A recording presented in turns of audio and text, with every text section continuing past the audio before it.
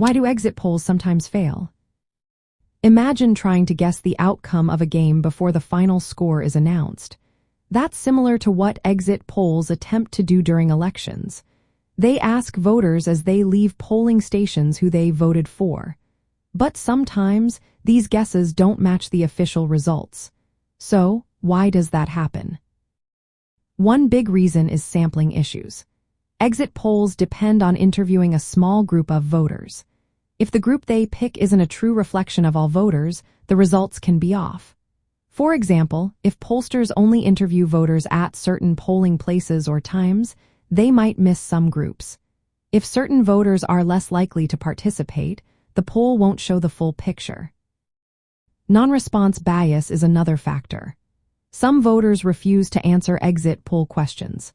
If a lot of people say no, or if specific groups tend to decline more, the data gets skewed. Pollsters try to fix this by adjusting their numbers based on gender, age, or race, but they can't perfectly account for all who refuse. Timing and location also matter. Exit polls are usually done at specific places and times. If supporters of one candidate vote early or mail-in ballots, they might not be counted in the exit polls. Also, some states have rules about how close pollsters can stand to voting sites, which can limit who they can interview. Voter honesty plays a role too.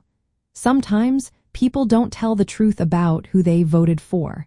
They might hide their real choice because they're worried about social pressure or privacy.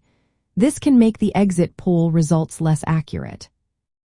Early voting and mail-in ballots are growing trends.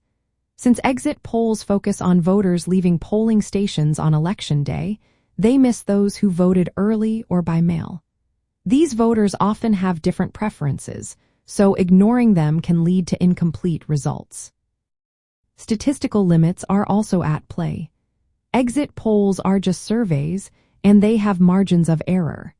If only a small number of voters are sampled in a certain area, the results can be less reliable, especially in close races. Finally, complex elections with many races or last-minute shifts can confuse the data. Voter sentiment can change quickly, and if exit polls aren't updated or adjusted, they might not match the final outcome. In the end, exit polls give us a quick peek into how people voted, but they're not perfect. They're best used as a guide, not as the final word. Election officials, media, and voters should look at them alongside official results to get the full story.